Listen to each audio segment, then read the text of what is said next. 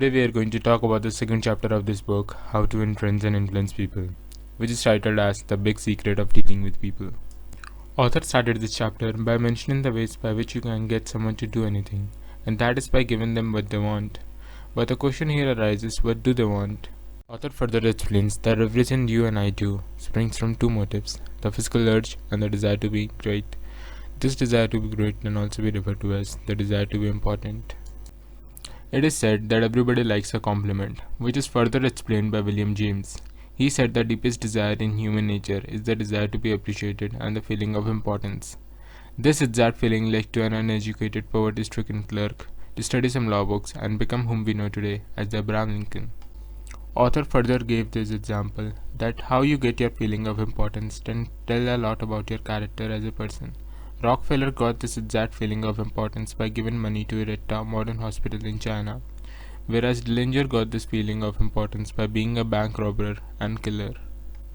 Author explained when this desire is unfulfilled, it can lead people to insanity, and if some people are so hungry for a feeling of importance that they actually go insane to get it, imagine what you and I can achieve by giving people an honest appreciation. It was the ability of arousing enthusiasm among his workers that led Charles Schwab to be a millionaire in mid-90s. Schwab said that there is nothing else that so kills the ambitions of a person as criticism from superiors. Instead of criticism, give a person an incentive to work, and if I like anything, I'm hearty in my approbation and lavish in my praise. But on the other side, what do the average people do? They do exact opposite. They bawl out their subordinates if they did make a mistake, and when they do like it, they say nothing. Sincere appreciation can change lives of so many people, but not flattery. Flattery is universally condemned. It is shallow, selfish, and insincere. It is ought to fail, and it usually does. Now come to think of it, what is the difference between appreciation and flattery? It is more simple than you think. One comes from the heart out, another comes from the teeth out. One is unselfish, another is selfish. In Obregon's philosophy, it is said that don't be afraid of enemies who attack you, but be afraid of the friends who flatter you. It is said that flattery is telling the person precisely what he thinks about himself.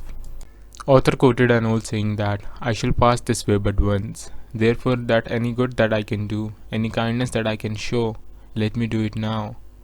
Let me not defer it nor neglect it, for I shall pass this way never again.